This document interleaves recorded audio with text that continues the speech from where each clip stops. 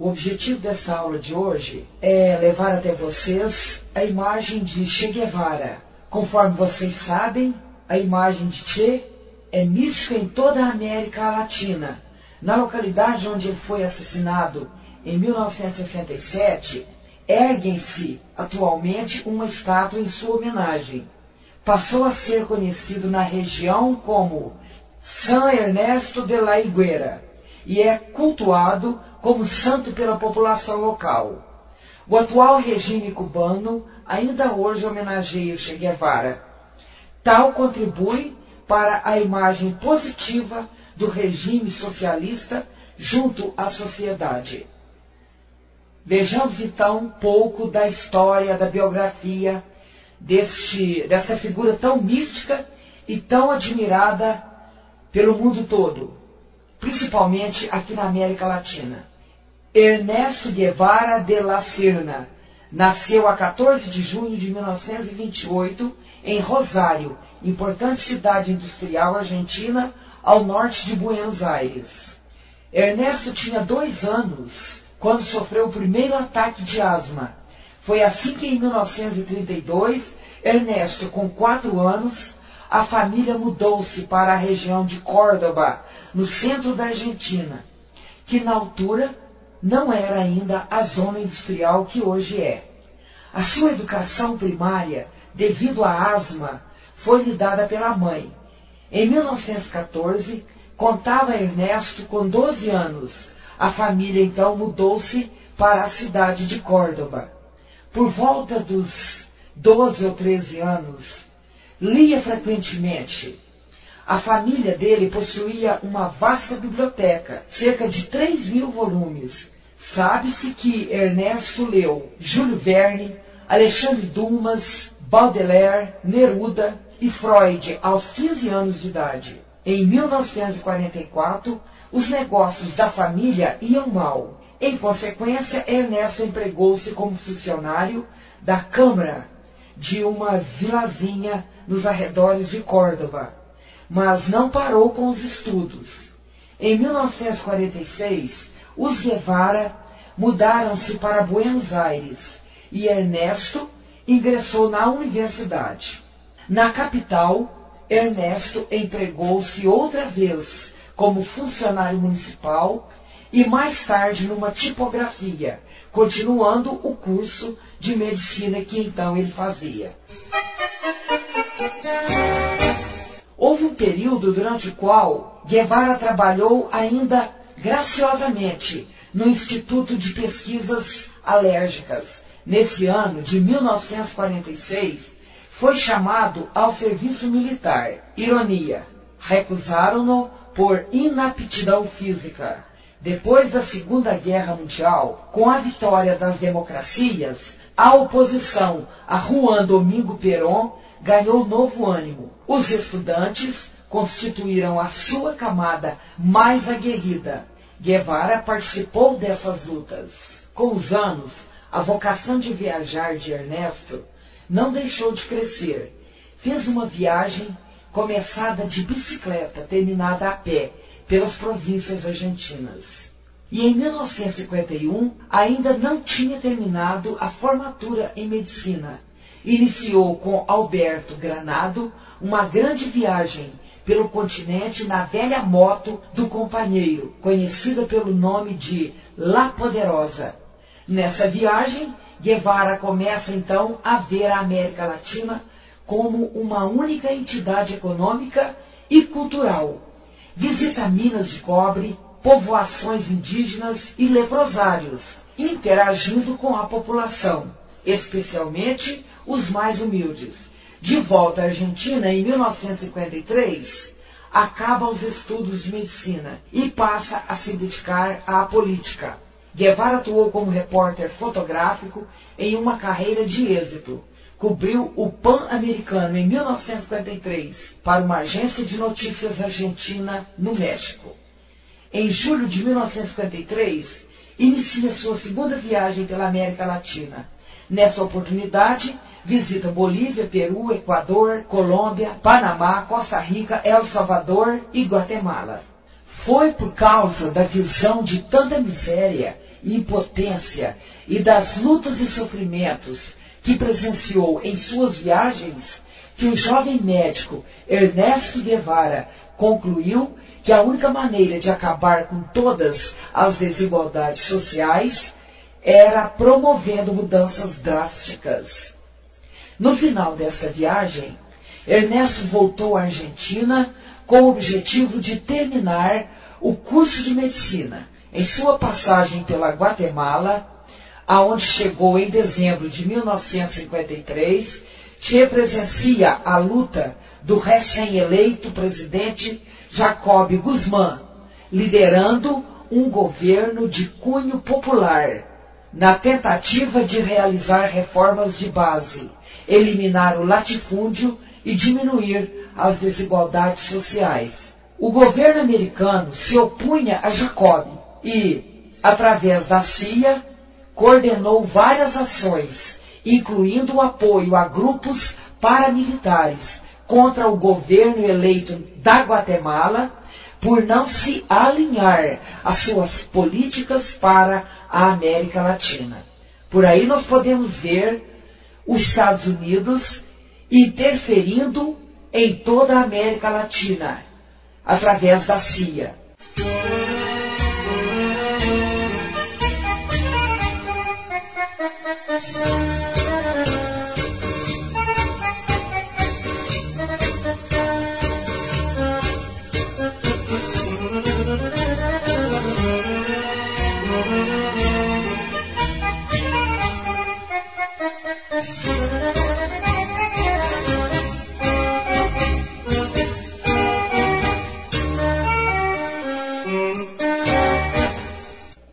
As experiências na Guatemala são importantes na construção de sua consciência política.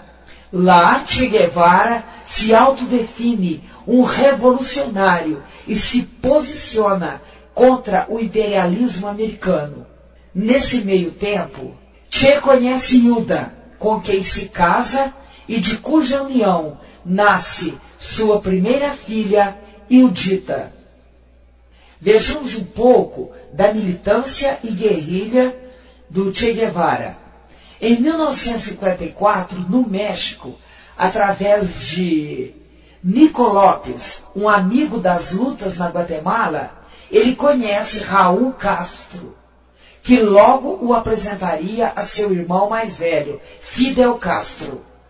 Esse organiza e lidera o movimento guerrilheiro 26 de julho, em referência a José Martí, e que tem por objetivo tomar o poder em Cuba. Guevara faz parte dos 82 homens que partem para Cuba em 1956 com Fidel Castro, e dos quais só 12 sobreviveram.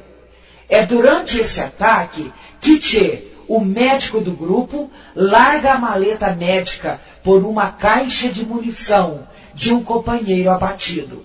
Em seguida, eles se instalam nas montanhas da Sierra Maestra, de onde iniciam a luta contra o presidente cubano Fulgêncio Batista, que era apoiado pelos Estados Unidos.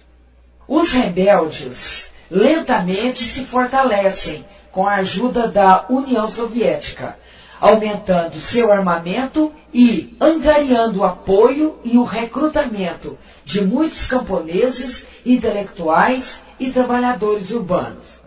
Guevara toma a responsabilidade de médico revolucionário, mas em pouco tempo foi se tornando naturalmente líder e seguido pelos rebeldes.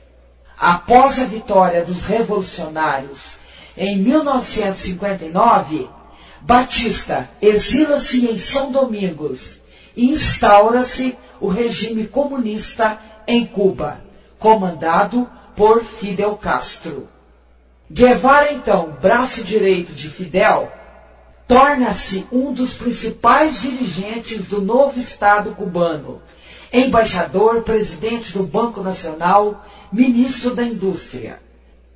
Che Guevara esteve oficialmente no Brasil em abril de 1961, quando foi condecorado pelo então presidente Jânio Quadros com a Ordem do Cruzeiro do Sul. Vejamos como se deu isto. Jânio Quadros era presidente da República Brasileira. Che Guevara, o revolucionário cubano, era visita ao Brasil.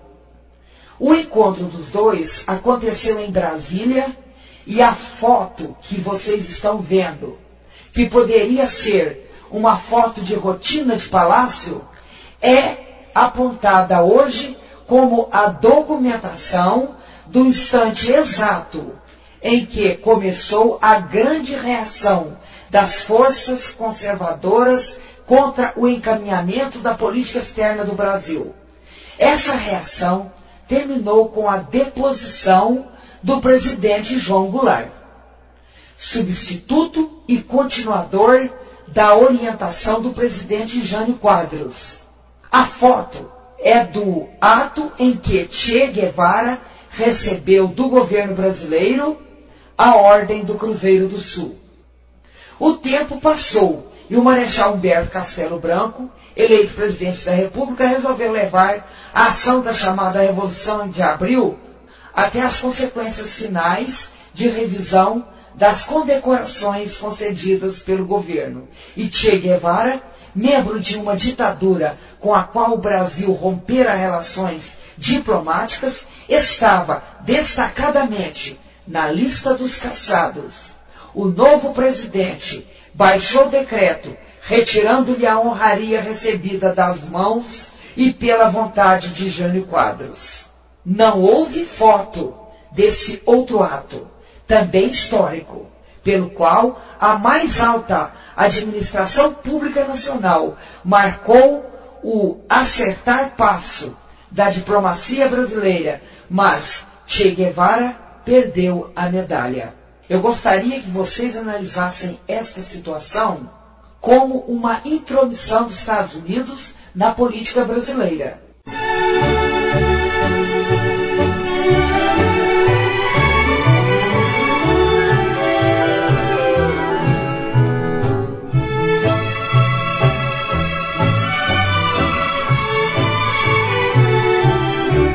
Che Guevara era um homem muito inteligente e deixou muitos escritos bonitos. Nós vamos ouvir alguns que ficaram na história. Ouçamos então.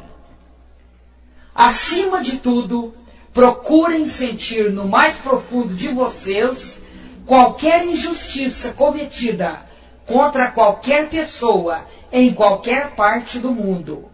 É a mais bela qualidade de um revolucionário. Os poderosos podem matar 1, 2 ou até 3 rosas, mas nunca deterão a primavera. Não há fronteiras nesta luta de morte, nem vamos permanecer indiferentes perante o que aconteça em qualquer parte do mundo. A vitória nossa ou a derrota de qualquer nação do mundo é a derrota de todos. Nossos filhos devem possuir as mesmas coisas que as outras crianças, mas elas devem também ser privadas daquilo que falta às outras crianças. Vale milhões de vezes mais a vida de um único ser humano do que todas as propriedades do homem mais rico da terra.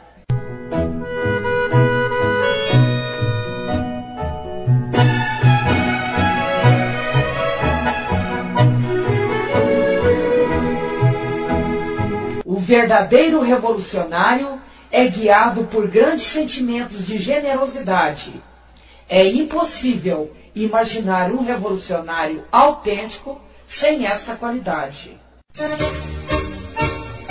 Não nego a necessidade objetiva do estímulo material, mas sou contrário a utilizá-lo como alavanca impulsora fundamental, porque então ela termina por impor sua própria força às relações entre os homens. Ele era bastante filosófico, né, gente? Isso é algo que deve caracterizar o jovem comunista. Paralelamente, uma grande sensibilidade a todos os problemas e uma grande sensibilidade em relação à justiça. No momento em que for necessário, estarei disposto a entregar a minha vida pela liberdade de qualquer um dos países da América Latina, sem pedir nada a ninguém.